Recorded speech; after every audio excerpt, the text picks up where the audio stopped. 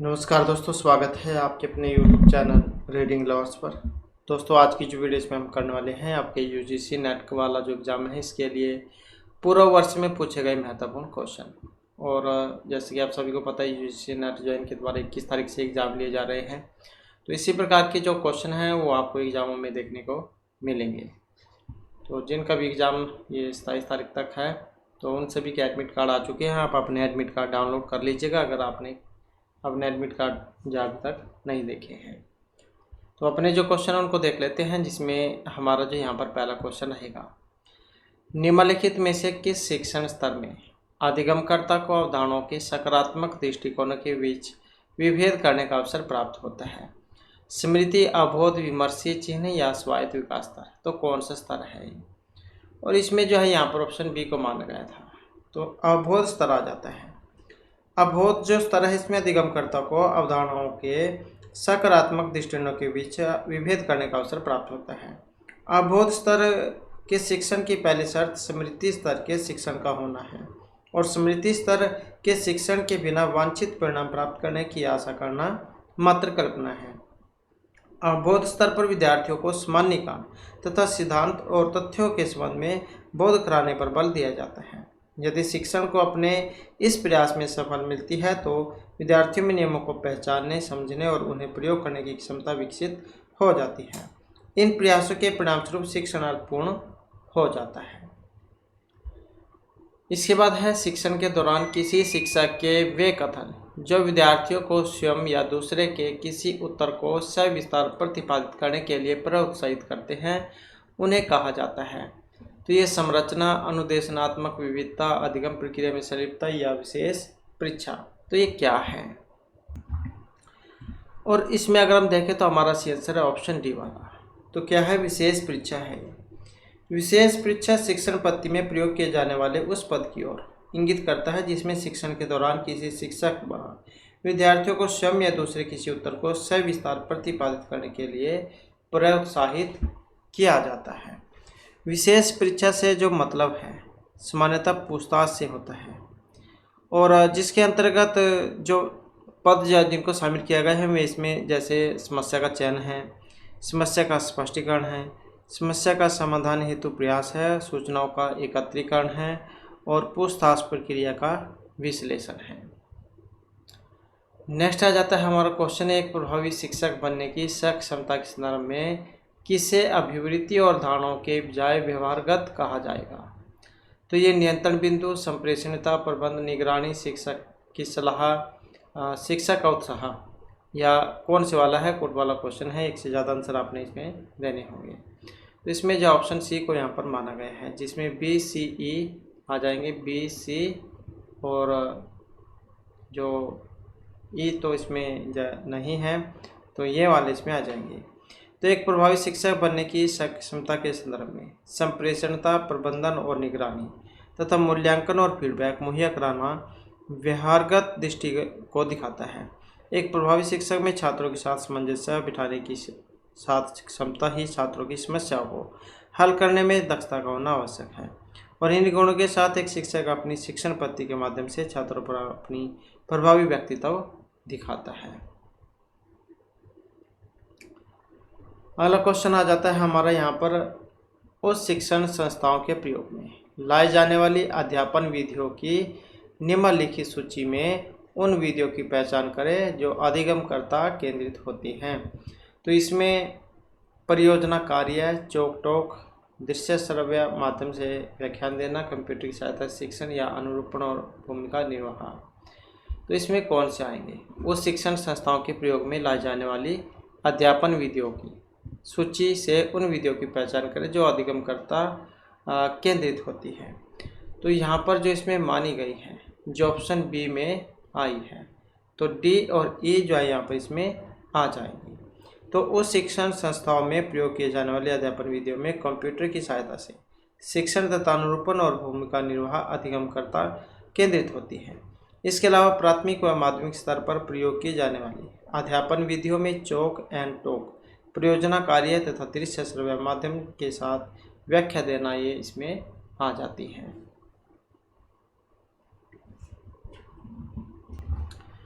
तो ये यहाँ पर उच्च जो है उच्च कक्षाओं की बात हुई थी। अगर निम्न की बात करें तो इसमें दृश्य श्रव्य माध्यम आ जाएगा, चौकटोक, परियोजना कार्य, तो ये इसमें आ जाती है।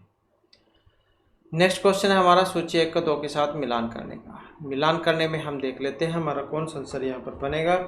तो यहाँ पर बात करें तो इसमें ऑप्शन रहेगा ए वाला, तो ए वाला इसमें बनेगा। तो जैसे यहाँ पर दिया गया है निर्माणात्मक मूल्यांकन, तो इसकी बात करें तो इसमें आ जाएगा इसके प्रयोग, इसके प्रयोग का प्रयोजन सुधार की गुंजाइश और संभाव्यता की पहचान करने के लिए होता है। संकलनात्मक मूल्यांकन, इसका अगर हम देखें तो इसका प्रयोग अधिगम स्तर आंकना होता है। निष्कर्ष संदर्भित परीक्षण, तो इसका जो यहाँ पर मतलब जो लिया गया है तो ये लिया गया है आधिपत्य सूचक मानक से। और जो एक हमारा बच गया मानक संदर्भित परीक्षण, तो ये हो जाएगा रिपोर्टिंग के लिए प्रतिशत आधारित रैंक और मानव प्राप्त अंक का प्रयोग इसमें किया जाता है। तो इस प्रकार से जो है यहाँ पर इनका मिलान होगा। इसके बाद आ जाता है परिकल्पनात्मक निगमनात्मक शोध प्रतिमान का प्रयोग करने में निम्नलिखित में से किस क्रम को उपयुक्त माना जाता है। परिकल्पना निर्माण, परिकल्पना परीक्षण, सामान्यीकरण पर पहुंचना और निष्कर्ष। शोध समस्या निर्धारित करना, परिकल्पना निर्माण, परिकल्पना परीक्षण, सामान्यीकरण पर पहुंच और निष्कर्ष। तो मतलब जो है यहाँ पर परिकल्पना निगमनात्मक शोध प्रतिमान का प्रयोग करने में क्रम बताना है कौन सा बनेगा। तो यहाँ पर अगर हम क्रम की बात करें तो ऑप्शन बी वाला इसमें बनेगा। तो शोध समस्या निर्धारित करना, परिकल्पना निर्माण, परिकल्पना परीक्षण, सामान्यीकरण पर पहुँचना और निष्कर्ष क्या निकलता है। तो ये जो है इसका इस प्रकार से बनेगा। इसके बाद आ जाता है कौन सी शोध प्रक्रिया पराविधेयात्मक उपागम के अंतर्गत आएगी। तो शोध प्रक्रिया पराविधेयात्मक उपागम के अंतर्गत आएगी। तो इसमें मानकीय सर्वेक्षण है, प्रयोगमूल अध्ययन है, निर्जातीय वर्णन संबंधी अध्ययन है, यह कार्योत्तर अध्ययन है। तो यहाँ पर जो इसमें मानी गई है शोध प्रक्रिया पराविधेयात्मक उपागम के अंतर्गत आएगी, तो ये आएगी निर्जातीय वर्णन संबंधी अध्ययन। पराविधेयात्मक उपागम को उत्तर प्रत्यक्षवाद के रूप में भी जाना जाता है और यह पत्ती बहुलवाद पर बल देती है और यह इस मान्यता पर आधारित है कि किसी शोध में अपनाई जाने वाली विधि या पद्धति उस शोध के शोध प्रश्न पर आधारित होनी चाहिए। इसके बाद है कोई महाविद्यालय अध्यापक एक शोध कार्यक्रम तैयार करता है। कोई महाविद्यालय अध्यापक एक शोध कार्यक्रम तैयार करता है जिसमें उसका उद्देश्य अध्यापक के दौरान अपनी कक्षा में सामाजिक भावनात्मक पहलू को सुधारना है। तो इस संदर्भ में कौन सी शोध विधि सही मानी जाएगी। प्रयोग, वर्णनात्मक, ऐतिहासिक या क्रियात्मक अनुसंधान विधि। तो किस में है, महाविद्यालय। कोई महाविद्यालय का अध्यापक एक शोध कार्यक्रम तैयार करता है जिसमें उसका उद्देश्य अध्यापक के दौरान अपनी कक्षा में सामाजिक भावनात्मक पहलू को सुधारना है। तो इसके लिए जो यहाँ पर विधि है क्रियात्मक अनुसंधान विधि, जिसके द्वारा व्यवहारिक कार्यकर्ता वैज्ञानिक प्रक्रिया से, वैज्ञानिक विधि से अपनी समस्याओं का अध्ययन अपने निर्णय से और क्रियाओं में निर्देशन, सुधार और मूल्यांकन करते हैं। क्रियात्मक अनुसंधान में व्यवहार पक्ष पर बल दिया जाता है और इसके द्वारा अध्यापक की अध्यापन प्रक्रिया में, विद्यालय की प्रशासकीय तथा शैक्षणिक प्रक्रियाओं में उपयुक्त परिवर्तन, संशोधन और सुधार लाने का प्रयास किया जाता है। इसके बाद है कौन सा अनुसंधान चरण अनुसंधान आचार शास्त्र से सबसे कम प्रभावित होता है। तो कौन से अनुसंधान चरण अनुसंधान आचार शास्त्र से सबसे कम प्रभावित होंगे। अनुसंधान चरों की पहचान करना, चरों को परिभाषित करना, आंकड़े संग्रहण करना या उनका विश्लेषण करना। तो अनुसंधान चरण आचार शास्त्र से सबसे कम प्रभावित हैं जो ऑप्शन ए में दिया गया है, ए और बी से, चरों की पहचान करना और उनको परिभाषित करना। इसके बाद है किस प्रकार के शोध में शोध प्रतिवेदन लेखन की आत्मनिष्ठ शैली के प्रयोग की अनुमति होती है। तो ये आधारित सिद्धांतमूलक शोध है, परीक्षणमूलक शोध है, सहभागी परीक्षण आधारित शोध है, ये ऐतिहासिक शोध या व्यष्टि अध्ययन शोध है। तो किस प्रकार के शोध में शोध प्रतिवेदन लेखन की आत्मनिष्ठ शैली के प्रयोग की अनुमति होती है। इनमें अगर हम देखें तो यहाँ पर ऑप्शन है हमारा डी वाला। तो ए सी को यहाँ पर माना गया है, ए सी और ई। तो आधारित सिद्धांतमूलक शोध, सहभागी परीक्षण आधारित शोध और व्यष्टि अध्ययन शोध में शोध प्रतिवेदन लेखन की आत्मनिष्ठ शैली के प्रयोग की अनुमति है। किसी समस्या का शोध करके उसके निष्कर्ष, क्रियाविधि, उद्देश्य आदि का वैज्ञानिक ढंग से प्रस्तुत करना ही शोध प्रतिवेदन कहलाता है। इसके बाद जो हमारा यहाँ पर नेक्स्ट क्वेश्चन आ जाता है, तो यहाँ पर क्या है, इसमें एक गद्यांश है और इसमें से आपने क्वेश्चन जवाब फिल करने हैं। तो एक बार जो क्वेश्चन है उनको हम यहाँ पर देख लेते हैं, उसके बाद फिर गद्यांश जो उसको देखेंगे। तो वाणिज्य की सोच रखने वाले प्रबंधकों की वर्तमान रणनीति क्या है? ई प्रापण के क्या लाभ हैं? कागजी कार्रवाई के परिणाम के रूप में कौन सा महत्वपूर्ण मुद्दा हो सकता है?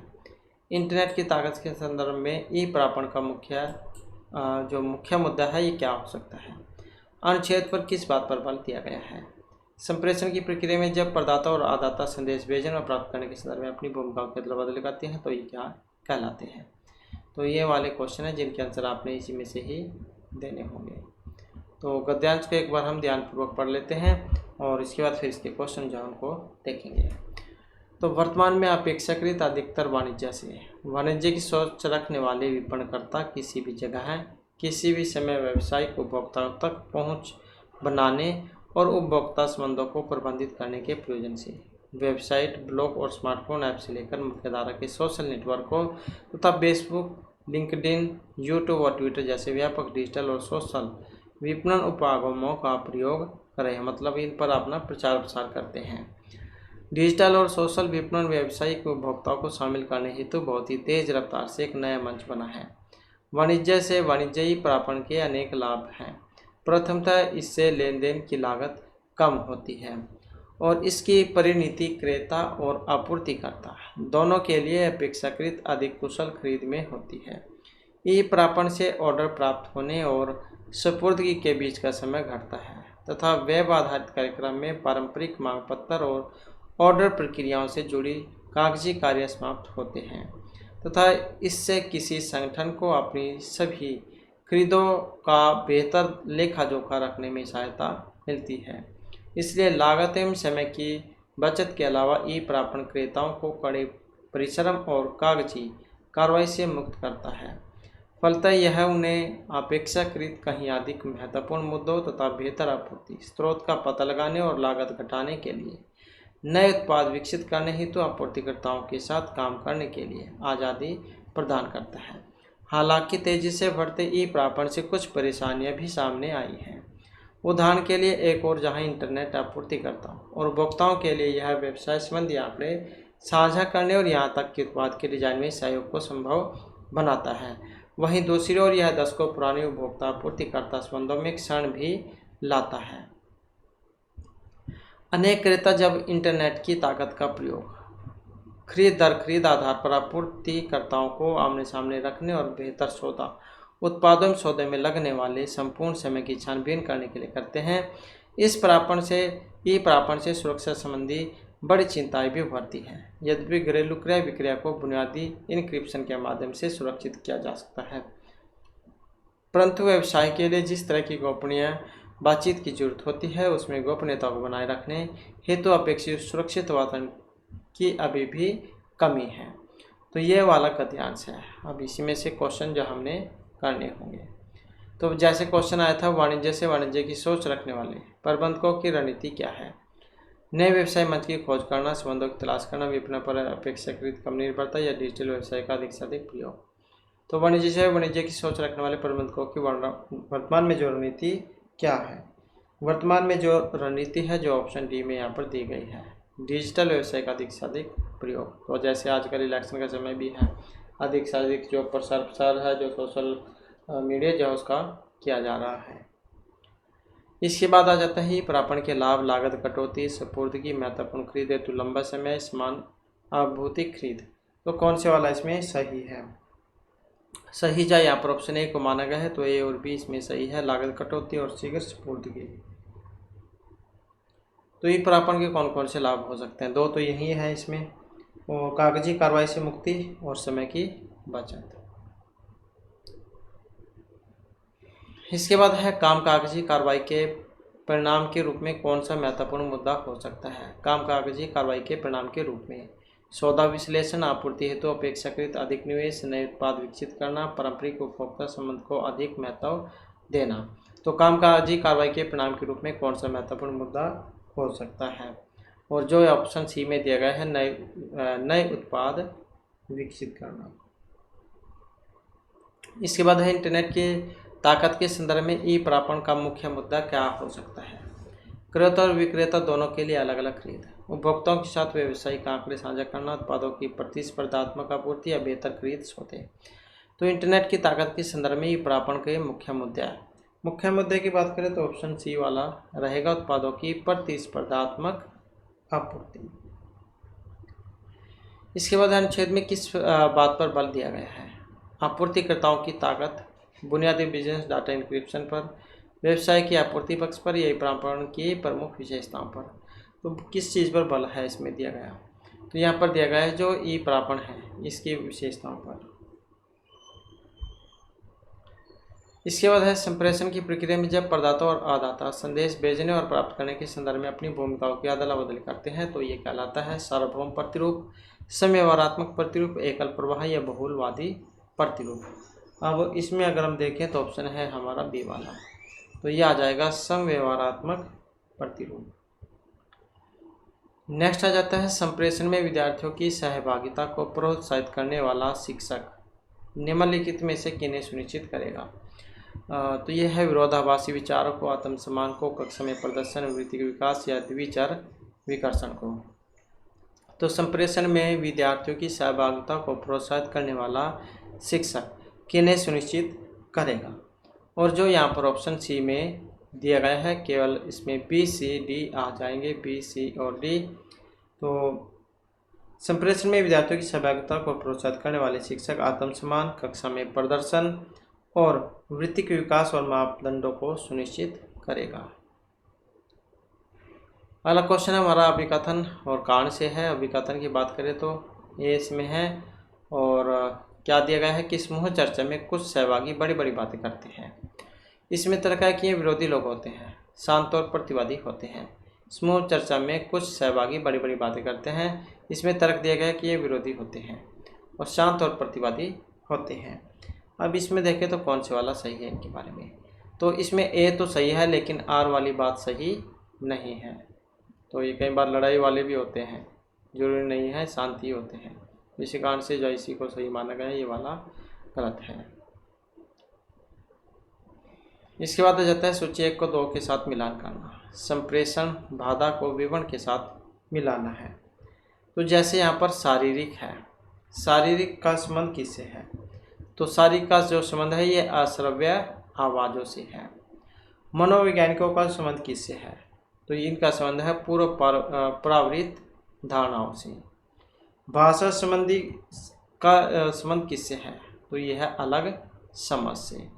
और सांस्कृतिक का संबंध तो ये हो जाएगा रूढ़िबद्ध धारणाओं से। तो इस प्रकार से इनका मिलान होगा। इसमें आप देख सकते हैं कौन से वाला है इस प्रकार से, और जो ऑप्शन ए में दिया गया है। इसके बाद है जब शैक्षणिक प्रयोजन हेतु संप्रेषण होता है तो उनका क्रम बनता है। जब शैक्षणिक प्रयोजन हेतु संप्रेषण होगा तो कौन से वाला क्रम उनका बनेगा? क्रम बनेगा जो ऑप्शन ए में दिया गया है, ऐसे ही बन जाएगा। स्रोत, कूट, लिखित संदेश, विकोडक और फीडबैक। तो इसी प्रकार का जो यहाँ पर ये हो जाएगा। इसके बाद है कि व्यक्ति स्थान ए से 3 किलोमीटर घंटा की गति से पूर्व दिशा में 1 घंटे तक चलता है। उसके बाद बाएं मुड़कर 1.5 किलोमीटर घंटे की गति से उत्तर दिशा की ओर और 6 घंटे तक स्थान बी तक चलता है। तो ए और बी के बीच की न्यूनतम दूरी कितनी होगी? तो न्यूनतम दूरी जो यहाँ पर ये मानी गई है 9.48 किलोमीटर की। इसके बाद है 10 सेंटीमीटर की भुजा वाले एक घन का आयतन, उसकी भुजाओं का 1.0 बढ़ाकर बदल दिया जाता है तो इस घन के आयतन के प्रतिशत वृद्धि होगी। तो कितनी होगी? तो ये हो जाएगी 3% की। इसके बाद है इनमें निम्नलिखित संख्या क्रम पर विचार कीजिए। 2, 10, 30, 68। इससे आगे क्या है? तो x का मान, और इसमें जो यहाँ पर माना गया ऑप्शन है तो क्या होगा आगे? 130 जो इसमें आएंगे। इसके बाद है एक परिवार एक महाविशेष में एक वस्तु के उपयोग पर कुछ व्यय करता है। यदि वस्तु की कीमत 20% घट जाती है और वस्तु का उपयोग 20% बढ़ जाता है तो उस परिवार के व्यय में कितना प्रतिशत की बढ़ोतरी या फिर कमी रहेगी? तो एक परिवार एक महाविशेष में एक वस्तु के उपयोग पर कुछ व्यय करता है, तो वस्तु की कीमत 20% घट जाती है और उसका उपयोग 20% बढ़ जाता है, तो परिवार के व्यय में कितने प्रतिशत की बढ़ोतरी या कमी होगी? तो यहाँ पर जो इसमें आएगी ऑप्शन बी वाली 4% की। तो इसमें क्या है? वस्तु के उपयोग पर किया गया आरंभिक व्यय तो कितना होगा? 100 रुपये। अब वस्तु की कीमत कितनी घटी है? कीमत घटी है 20%, तो कीमत कितनी हो जाएगी? तो 100 में से 20 कम कर लेंगे, 80% की हो जाएगी। फिर वस्तु पर वर्तमान व्यय कितना है? तो ये हो जाएगा 80 और 20%, तो ये हो जाएगा 96। आरंभिक व्यय कितना है? 100 रुपये है। आरंभिक व्यय कितना है? 100 रुपये। तो परिवार की व्यय में 4% की बढ़ोतरी या फिर कमी होगी। इसके बाद है निम्नलिखित वर्णक्रमों पर विचार कीजिए। तो इससे आगे का बताना है आपने कौन सा बनेगा यहाँ पर। इसमें आ जाएगा ऑप्शन डी वाला, तो ये वाला यहाँ पर बनेगा। नेक्स्ट आ जाता है, नीचे 2 तर्क वाक्य दिए गए हैं कि सभी दार्शनिक भ्रमणशील होते हैं, सुकरात भ्रमणशील नहीं है। विरोध के क्लासिकी वर्ग में कौन सा सही हो सकता है? सभी दार्शनिक भ्रमणशील होते हैं और सुकरात भ्रमणशील नहीं है। विरोधी है, उपासित है, विरोधाभासी या उपविरोधी है। तो इनमें अगर हम देखें तो विरोधाभासी इनको माना गया है, मतलब सभी दार्शनिक भ्रमणशील है लेकिन सुकरात नहीं है, तो ये विरोध बता रहा है। इसके बाद है नीचे एक तर्क वाक्य दिया गया है, महात्मा गांधी को राष्ट्रपिता कहा जाता है, तो किस प्रकार का क्लासिकी निरपेक्ष तर्क वाक्य है ये? सार्वभौम विध्यात्मक है, विशिष्ट विध्यात्मक है, दोनों या कोई सभी नहीं है। तो इसमें अगर हम देखें तो महात्मा गांधी को राष्ट्रपिता कहा जाता है और ये सार्वभौम विध्यात्मक है। इसके बाद है कौन से प्रमाण वैशेषिक दर्शन में स्वीकार किए जाते हैं? प्रत्यक्ष अनुमान, शब्द उपमान, अर्थापत्ति या अनुपलब्धि।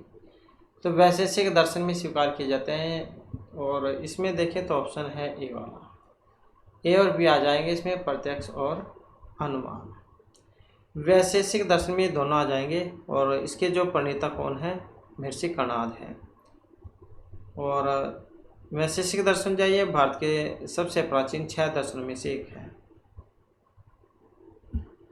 इसके बाद आ जाता है अगला क्वेश्चन हमारा, बौद्ध धर्म में निम्नलिखित में से किनको स्वीकार किया जाता है? अध्यास, अभाव, प्रत्यक्ष अनुभव, अर्थापत्ति या शब्द को। तो किनको स्वीकार किया जाता है? तो इसमें है ऑप्शन सी हमारा, तो इसमें बी और ई आ जाएंगे, अपोह और प्रत्यक्ष को। इसके बाद है तर्क संगत युक्ति की प्रवृत्ति क्या होती है? निम्नलिखित में से सही उत्तर जवाब बताइए। न्यायोचित, गैर, सही, गलत, वैध, अवैध, सत्यापी या असत्यापनीय। तो तर्क संगत युक्ति की प्रवृत्ति क्या होती है? और जो ऑप्शन सी में दी गई है, वैध या फिर अवैध की। नेक्स्ट हमारा क्वेश्चन आ जाता है और यहाँ पर क्या है, इसमें किसी जिला विशेष में उत्पादित सब्जियों की मात्रा टन में वर्षवार आंकड़ों के रूप में दी गई है। तारीखों में दिए गए आंकड़ों के आधार पर क्वेश्चनों के आंसर आपने देने हैं। तो साथ में वर्ष देख सकते हैं 2014 से 19 तक आलू, टमाटर और प्याज की सब्जियां हैं। तो इसमें पूछा गया कि किस वर्ष आलू का उत्पादन उसके औसत उत्पादन से कम रहा है। आलू का उत्पादन औसत उत्पादन से कम रहा है, तो ये वर्ष कौन सा था इसमें।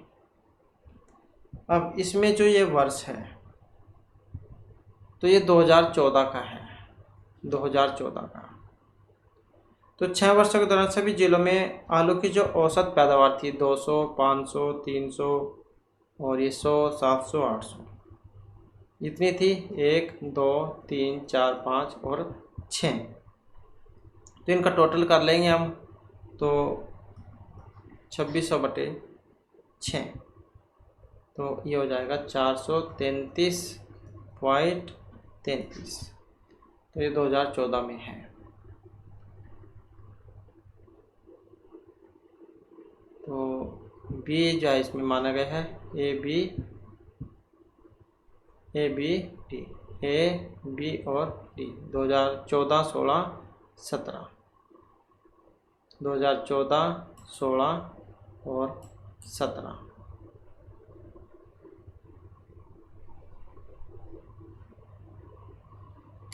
इसके बाद है अगला क्वेश्चन हमारा, किस वर्ष टमाटर का उत्पादन सबसे कम है। तो कौन से वर्ष में ये टमाटर जैस का उत्पादन कम हुआ है। तो टमाटर का उत्पादन किस में कम था, तो ये देख सकते हैं आप यहाँ पर 2016 में। इसके बाद है वर्ष 2018 में सब्जियों का सकल उत्पादन कितना है। तो 2018 में सब्जियों का जो सकल उत्पादन कितना है आलू, टमाटर, प्याज वाला, तो 2018 का, यह 2018। तो कितना है इसमें, ये है 70, 770, 500। तो कितना हो जाएगा टोटल, ये 1270। तो कितना होगा 1270। इसके बाद 2018 की अपेक्षा 19 में सब्जियों के कुल उत्पादन में कितना प्रतिशत की वृद्धि हुई है। कब, 2018 की अपेक्षा 2019 में। अब 2018 में कितनी थी हमने देख लिया, ये 1270। और 2019 में, फिर 2019 वाला भी देख लेते हैं। तो ये है 2019 का, इसमें आप देख सकते हैं ये वाले हैं, ये 2019 के हैं।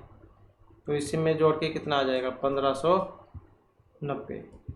फिर 2018 की अपेक्षा 2019 में जो सब्जियां जो हैं इनके कुल उत्पादन में कितनी वृद्धि हुई है। तो इसमें से हम क्या इसको कम कर लेंगे। तो इसमें से इसको कम कर लेंगे, 9 7 गए 2, 5 में 2 गए 3, तो इतनी जाए यहाँ पर ये आ जाएगी। उसके बाद फिर आगे प्रतिशत वृद्धि जब हम निकालेंगे तो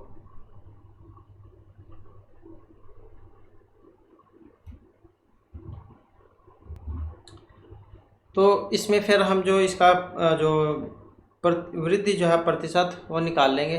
तो यहाँ पर ये 8, 6, 14, 4 आएगा यहाँ, तो ये आ जाएगा 220। तो फिर ये हो जाएगा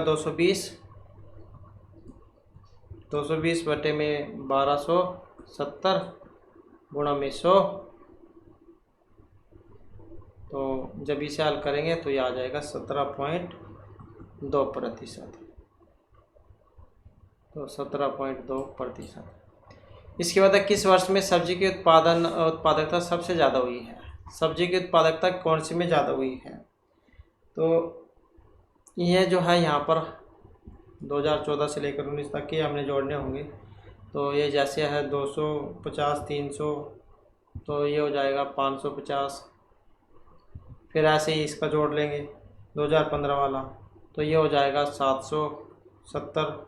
2016 वाला 440 हो जाएगा। और 2017 वाला तो ये भी इतना ही हो जाएगा।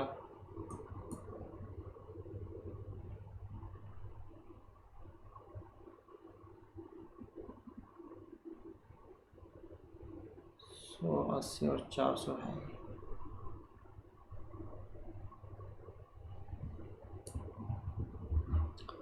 तो इन सभी को जोड़ लेंगे 400 500, ये 580 हो जाएगा यहाँ पर 580। ऐसे यहाँ पर 7 और 5 1270 हो जाएगा ये, और ये 8 है 14 1490 हो जाएगा। तो इसमें देख सकते हैं आप यहाँ पर सबसे ज़्यादा जो है इसमें 1490 ही है। तो ये 2019 जो है इसमें होएगा ये। तो 2019 जो है इसमें हुआ था ये सब्जी का उत्पादन सबसे अधिक।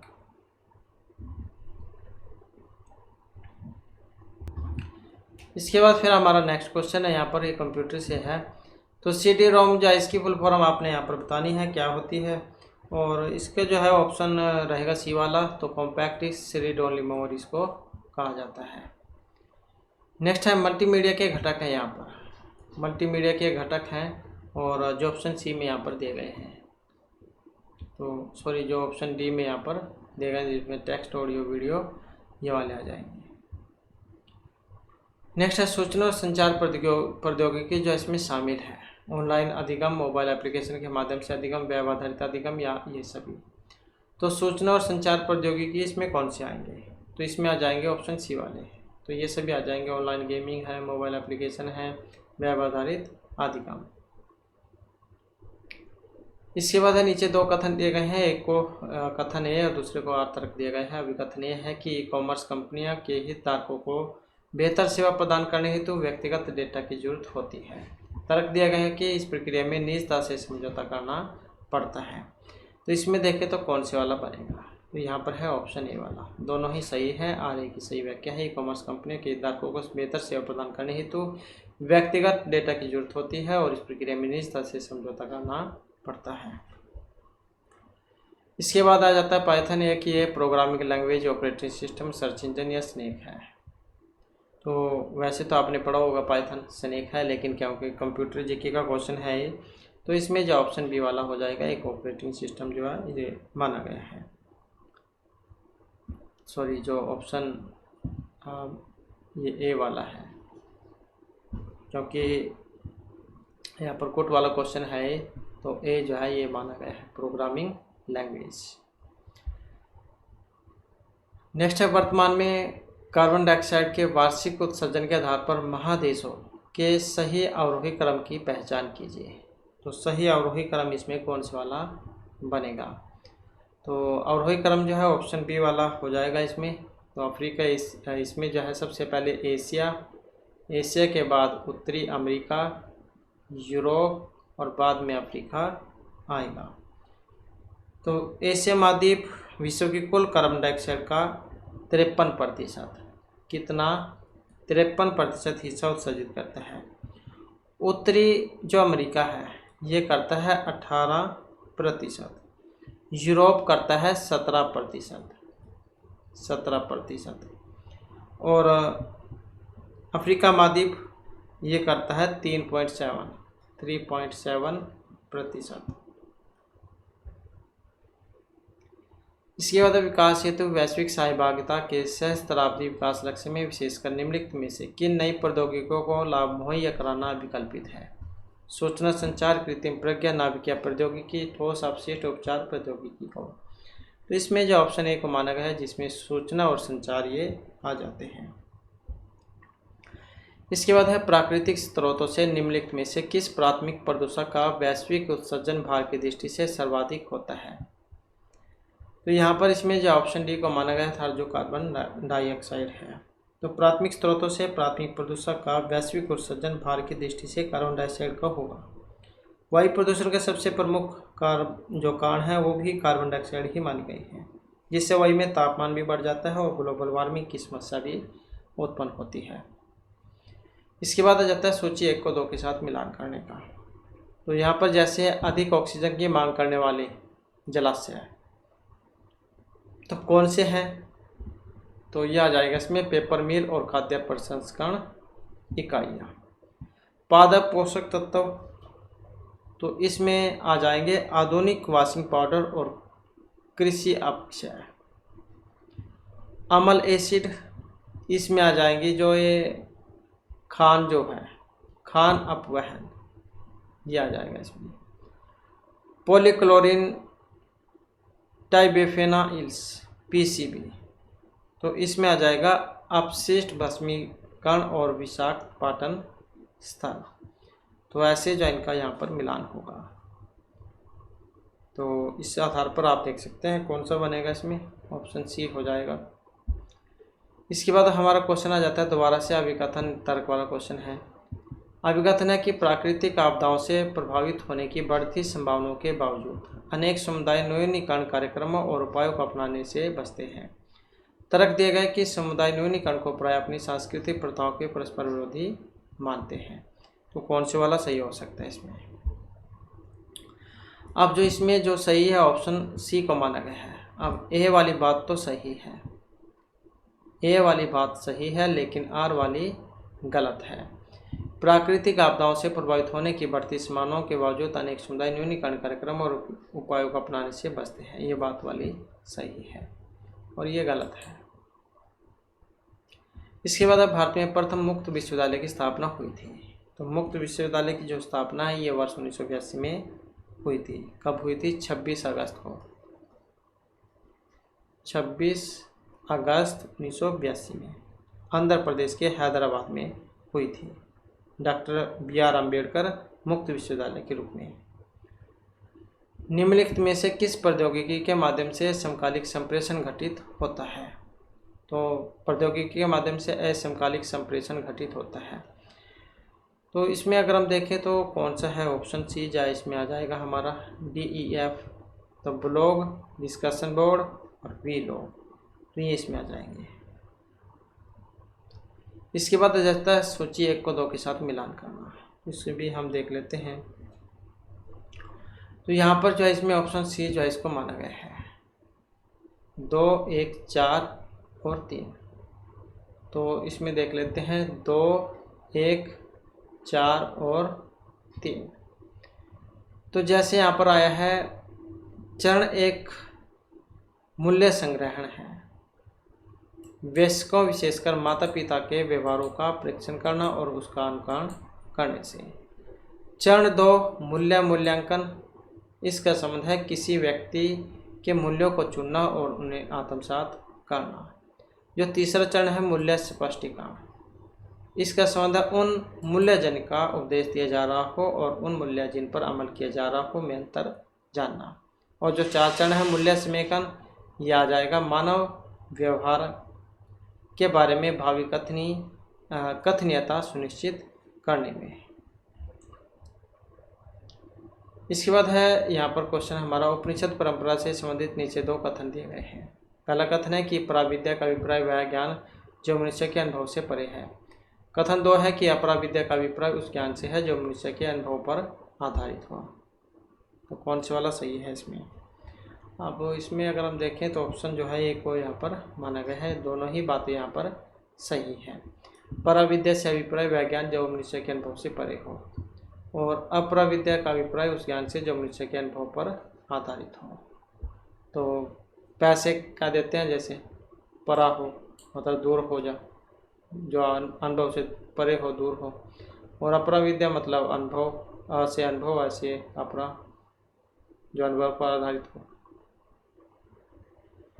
इसके बाद भारत के संविधान के निम्नलिखित में से किस प्रविष्टि में उच्च शिक्षा संस्थाओं अथवा अनुसंधान संस्थाओं अथवा वैज्ञानिक और तकनीकी संस्थाओं में मानकों के समन्वय निर्धारण का उल्लेख है?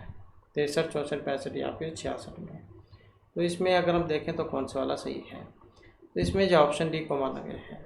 तो भारत के संविधान की प्रविष्टि 66 में उच्च शिक्षा संस्थाओं अथवा अनुसंधान संस्थाओं या फिर वैज्ञानिक और तकनीकी संस्थाओं में मानकों के समन्वय और निर्धारण का उल्लेख किया गया है। तो इस प्रकार से जो हमारी आज की क्लास में महत्वपूर्ण क्वेश्चन थे। नेक्स्ट वीडियो इसमें आपके लिए नए जो महत्वपूर्ण क्वेश्चन हम लेकर आएंगे, और हमारे साथ अंत बनने के लिए धन्यवाद।